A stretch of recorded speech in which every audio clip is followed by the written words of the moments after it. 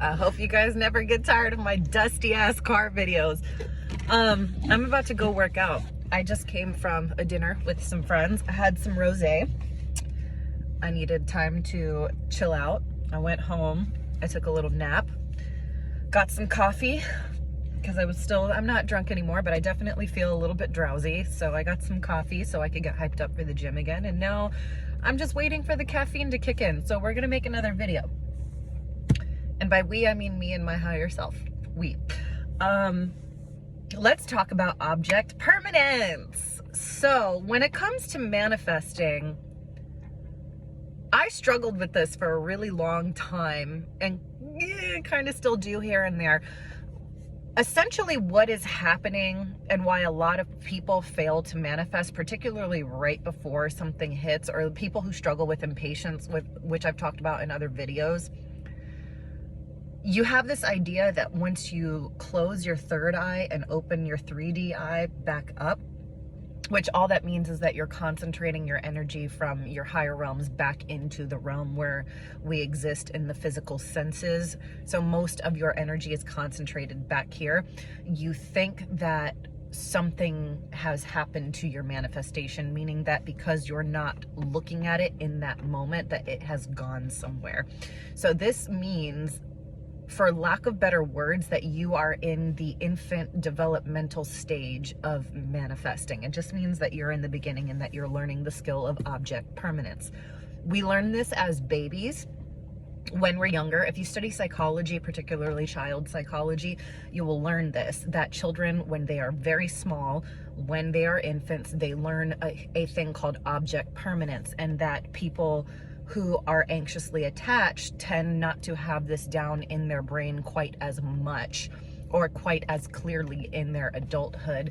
So they struggle with the idea that when I cannot see my mother, when I cannot see my father, they are not there. So that schema or that programming happens in the child during infancy when you form an insecure attachment to your parents. So this can happen in manifesting as well, when you are insecurely attached to your manifestation, which, go figure, like every person who is in the spiritual community will tell you, if you are insecurely attached in the 3D or to 3D people or 3D circumstances, you will also be insecurely attached when you manifest, because that is the programming that's already in your mind. So guess what? Undoing the childhood trauma of secure attachment and object permanence will help you develop object permanence when you manifest. That being said, I want to break down what's happening when you create in the higher realms and bring yourself back here, and what is exactly taking place and why the time delay happens. So higher frequencies, if you guys study quantum mechanics, higher frequencies travel faster, the time frame is shorter, things become instantaneous. Also, like I talked about in my astral travel video, a thing that is a common phenomenon when people believe that they are astral projecting or are astral projecting, and people who are lucid dreaming or people who have near-death experiences and see heaven, they have a consistent experience of flying, of instantaneous travel, of thinking something and then it instantly appears. Things are very quick in the higher realms, in the heaven realms. Things are a little bit slower here because the vibration is more dense and lower, which means it takes a little bit longer for light particles to travel through our realm. Okay, it's a very slow wave because our planet currently is coming out of the slower frequency and ascending to those higher frequencies where things are much faster. So what's happening is, as an insecure person, and when I say insecure, I don't necessarily mean self-esteem, although that can play a part. When you are an insecure manifester, you are going into your higher realms, into your third eye, projecting your energy into your internal world, which is the higher spiritual world, right? As within, so without. and you are closing off your 3D senses, your 3D awareness. This is why we all do it during meditation a lot, which is why we script when we're alone, when we're not paying attention to things like now, I need to go work out, I need to go to work. It's why we do it in our white space when nothing else has our attention. Most of your consciousness or your perception or your attention becomes concentrated inward into your heaven mind or your heaven eye, your 3D eye. So you are now at a higher frequency. You are in, for lack of better words, a higher dimension, and you begin to create there. Then you close that awareness off and you put most of your awareness back in 3D, aka you open your eyes, you go about your business, you wake up in the morning and you go to work, all those things. So what's happening is you've traveled up to your future timeline, put something there, and then traveled back down from before it happens, for lack of better words.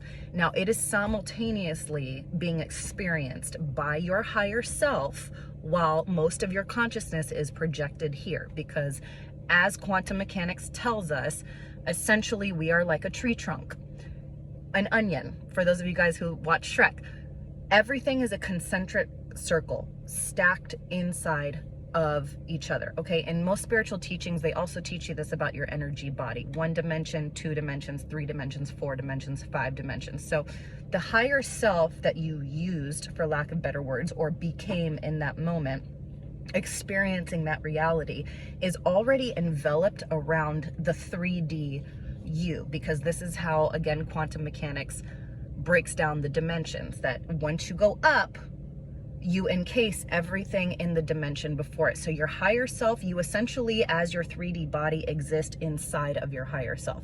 This is also exemplified through Klein bottles and through the 4D Tesseract as well. So if you guys want scientific evidence for that, there it is. I might make a video on those two things. We'll see. So that being said, the higher self in that preferred reality is already sitting over the unpreferred reality that is inside, for lack of better words.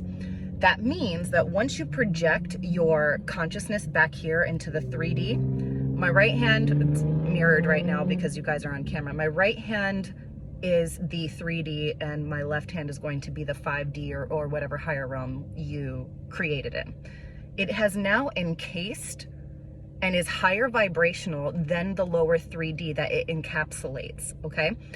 So that means that this higher frequency is already stronger than this frequency, which means the second you create it, it's already eating away and swallowing this energy. And this energy is becoming and ascending to this energy. It has no other option. Now, what you continue to do after that can increase momentum, decrease momentum, stop the manifestation, all of those other details. But the main gist for object permanence that's happening is you've projected your awareness back here. This is still existing over the 3D. But because all of your awareness is here, you can't see this anymore. So your 3D mind will tell you, oh, it's not there, it's not happening, and we'll focus so much on the 3D sensation of the old reality and say, oh, all this old thing, you know, I still don't have the job that I want, you know, my body still doesn't look the way that I want it to look, this person's still not calling me back, right? Because it's always those things. It's money, beauty, career, love, right? That's what we all want.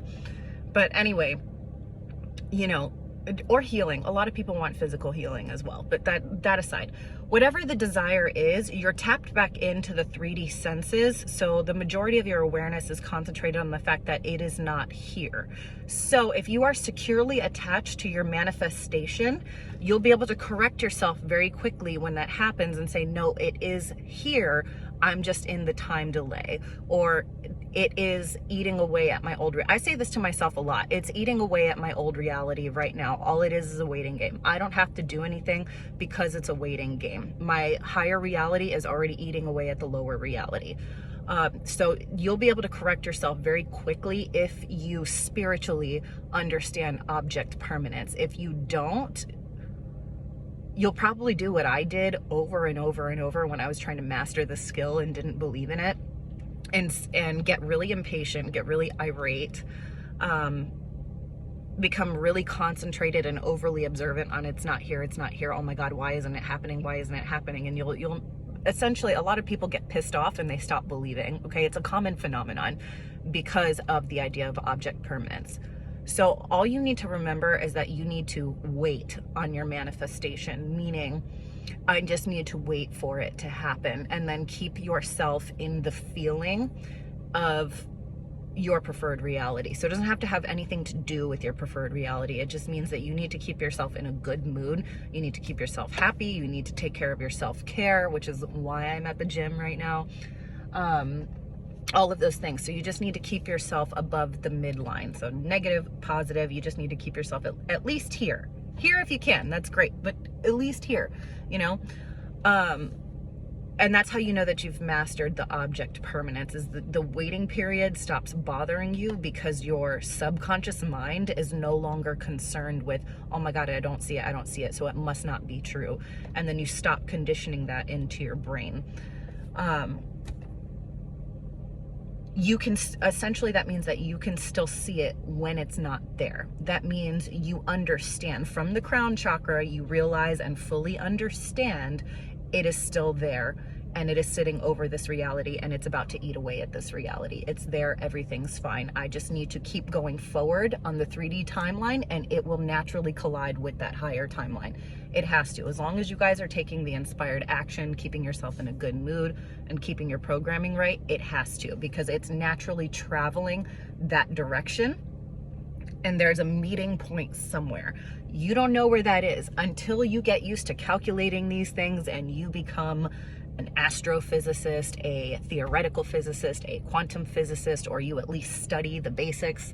I know quite a bit at this point because I just enjoy researching it, and I'm still confused about time frames, although I'm getting pretty close to understanding about how long things compute to and take, but I still don't know right on the dot. So the when is the thing that trips a lot of people up, because you don't know when that meeting point between the dimensions are going to collide with, those meeting points are going to collide with each other. But follow a formula. You know, am I keeping myself in a positive feeling state? Am I taking the steps towards my preferred reality? Or being the person that I am in my preferred reality?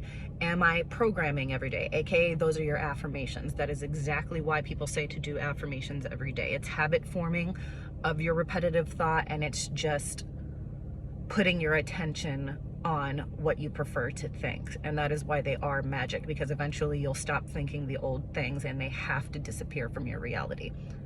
So that being said, if you guys want to look up a little bit more about object permanence and how that can play into what I'm calling spiritual object permanence, please do. I think if you read the paragraphs from a spiritual perspective, from a manifesting perspective, and don't read them in terms of how the child relates to the parent, but how you relate to your manifestation, I think you're going to understand a lot more things are going to click. And we'll be able to understand that a lot of people are actually quite insecurely attached when they've done all the work and still don't see the results.